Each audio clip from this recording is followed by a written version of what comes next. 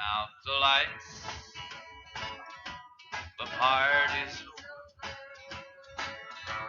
They say that all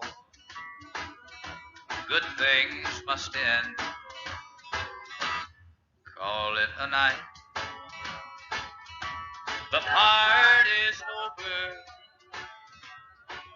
and tomorrow start the same old thing again. Boy, truer words were never spoken.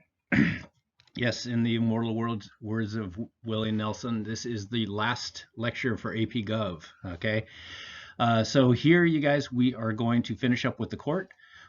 We are going to take a look at the independence of the court, and sort of take a look at two sides of the coin, and try to decide for ourselves if the court really is that independent, or if not, like, what are some of those limitations on the court's independence? And so we're going to look basically at two different judicial philosophies today. All right. So on the one hand, you've got people who, political scientists, historians, lawyers, who make the argument that the court's power is restricted. Okay, that there are limitations to the court's power. Some of those come from the court itself, and then some of those come from the other branches of the government. So let's take a look at those. So the first part here, those self-imposed limitations. You've got four big ones here, okay? And they all, like I said, they all come from the court itself. The first one, judicial restraint. You could think of judicial restraint as a philosophy that justices bring to the job. Okay, it's the way they approach the job of being a justice on the court. And the idea behind judicial restraint, and our book does a really good job of elaborating on this, so please use that as a resource, is basically the idea that judges, it is what it sounds like, that judges need to restrain themselves, that it's not the job of federal judges or Supreme Court justices to make government policy. Okay, the idea here is that government policy should be made by bureaucrats and by Congress members and by folks in the executive branch, including the president, but not by judges. That they really need to restrain themselves to the job of judging, judging guilt or innocence. Now, not all justices and federal judges have this philosophy, but many do. All right, and so they really don't like to wade into a lot of policy questions. Related to this judicial restraint is political questions. Political questions, you could usually think of these as arguments between the other two branches of government. Okay. Whether or not Congress has the power to oversee a president, well, this has been pretty relevant to our country in recent history, but whether or not Congress has oversight power over a president and his behavior. Typically, you guys, political questions, these are not the kinds of issues that judges like to get involved in. Okay, in most cases, if there's a fight between the other two branches of government, Supreme Court justices oftentimes like to stay out of it. Okay, they term those issues political questions, and they stay out of it. They don't like to rule on them. And so unless the Constitution is involved, unless there's an issue of constitutional interpretation, but in most everyday fights, they typically stay out of those. The third one, stare decisis. Okay, stare decisis. This is a Latin phrase. Roughly translated means let the decision stand. And the idea behind stare decisis, and I put this one in red because this one shows up all the time on the AP test. All right, I have no idea whether it's going to show up in 2 weeks, but it wouldn't surprise me at all. The idea behind stare decisis is that current judges and current Supreme Court justices oftentimes do not like to overrule or overturn past decisions. Right? They want to let the decision stand, unless they think that the decision was arrived at improperly. Okay, unless they think the decision is just flat wrong. The logic is wrong, and so oftentimes Supreme Court justices, the current crop that's there right now, When they went through their confirmation hearings in the 1980s, in the 1990s, and the early 2000s, oftentimes they invoked stare decisis when they were asked whether or not they would overturn, let's say, for example, Roe v. Wade, okay, the abortion issue. In fact, I mean, pretty much all of them, including like Brett Kavanaugh, Neil Gorsuch, John Roberts, all from the conservative wing of the court, have all used that phrase, that exact phrase, in their Senate confirmation hearings when they were asked whether or not they would overturn Roe v. Wade. They said, look, in the spirit of stare decisis, I don't think that I think that's settled law. I don't think that's something we were going to look at. So stare decisis shows up, like I said, very regularly on the test. And then the last one, you guys, is the court's concern for its reputation.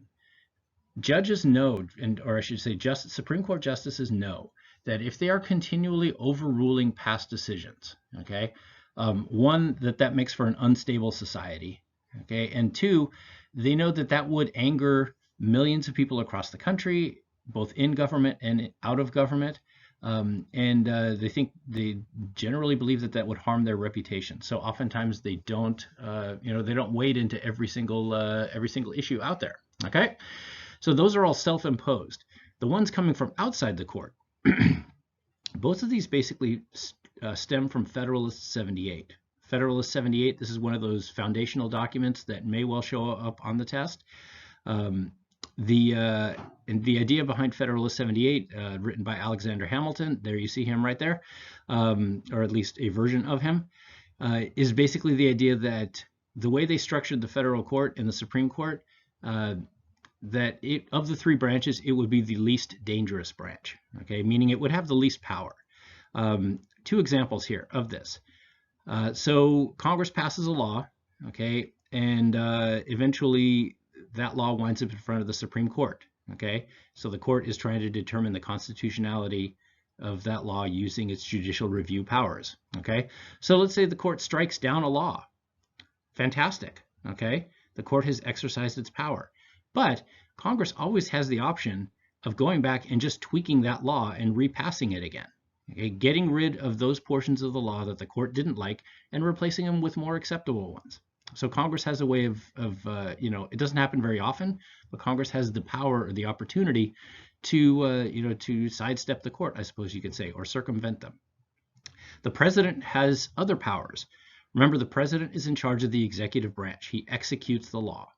Okay, so if the Supreme Court renders a decision that the president doesn't like, occasionally presidents will ignore the Supreme Court.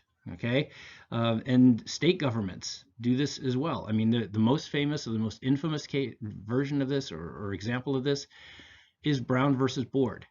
The Supreme Court struck down, racial segregation in public schools, and the states simply ignored them. Okay, ignored the justices, ignored the court. I mean, you guys may or may not be familiar with the story of the Little Rock Nine.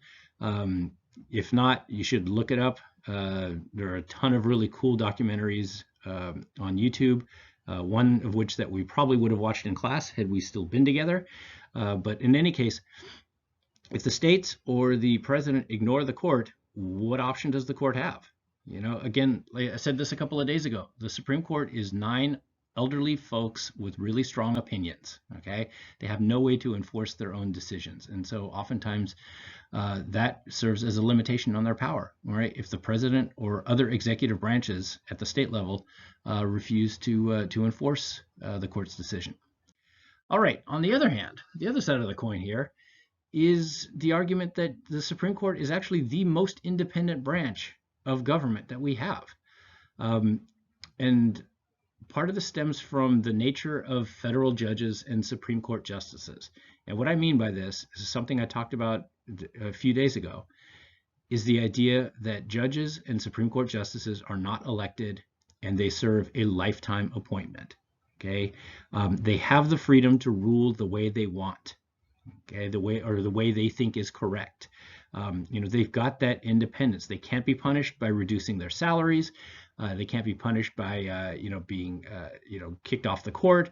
About the only way you can get rid of a Supreme Court justice is through impeachment, right? And that almost never happens, at least not in modern times. I think the last time that happened, a Supreme Court justice was impeached was back in the, or threatened with impeachment was back in the 1960s. But so, like I said, it almost never happens. On top of that, you have to remember the Supreme Court decides which cases they want to hear.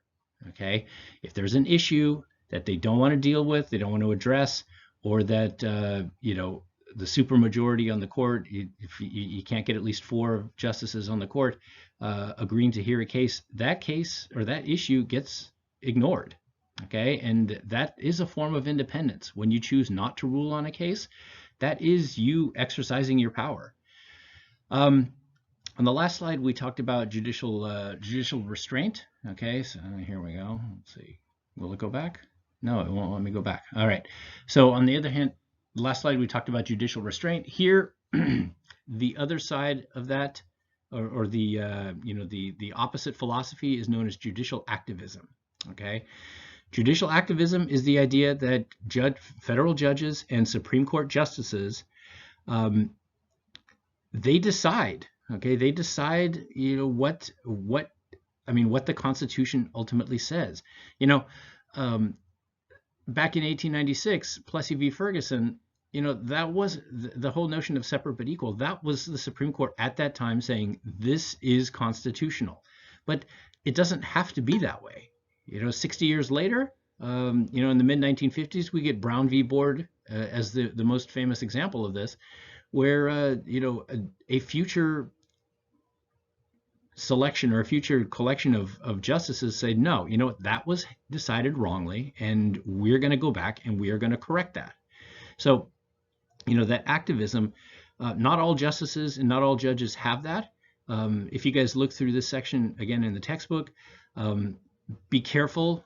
Some people, if they're only like halfway studying it, say like activist judges are liberal judges and restraint judges are conservative judges. That's not the case. Okay, don't go down that rabbit hole. That would be a fool's errand. Okay, but so in any case, if you are a judge and you abide by, you believe in judicial activism, that's going to govern how you're going to rule. And I mean, a lot of the cases that we studied, you guys, are activist decisions.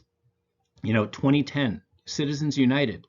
Citizens United, this is when the Supreme Court essentially gave constitutional rights to corporations, including speech freedoms. That's an activist decision. Now, you can make the argument that that's a conservative decision, that it embodies the conservative wing of the court, or their understanding of the Constitution. But then at the same time, if you go back a little bit further to, Griswold v. Connecticut, birth control in the 1960s or in the 1970s with Roe v. Wade, those are also activist decisions, but they also tend to be, like I said, more liberal. And so be careful about equating activism with liberalism and restraint with conservatism. Okay, so let's see here. A couple things here. Last couple things that I just want to say to you guys. With your test prep, I have no idea how many of you guys are taking the test. Okay, not a lot of people are watching these, are watching these lectures. It's usually averages around like, I don't know, maybe 20 people, 25 people. So, what that tells me is that there probably aren't going to be a lot of people taking the test, and I'm not offended by that. This is a jacked up year. Okay, I'm not going to get my feelings hurt about that. But if you are going to take this test in a week and a half, okay, you got to throw yourself into it. I would so much rather you do a good job on that test prep, okay, on that study guide, and you find the test is like so easy, you're like practically insulted by it, then you go the other way. The Gov test is the first one out of the gate. I do believe it's 11 o'clock in the morning. I'll confirm that. But on that first day, so you could throw yourself into this thing here. Okay. That being said, let's see here. I think that's about it. I'm just wasting time here at this point. All right, you guys. So good luck. Text me anytime. I will continue to communicate with you guys. Go on the College Board website. You guys check out your technology. Make sure everything works. You don't want to find out like the day of that, something's jacked up. Okay. So in any case, good luck. And then, like I said, we will be in contact. I will be seeing a lot of you guys in person, with all sorts of graduation related events the next several weeks. Okay. Be good, guys. Thanks for playing along. Bye-bye.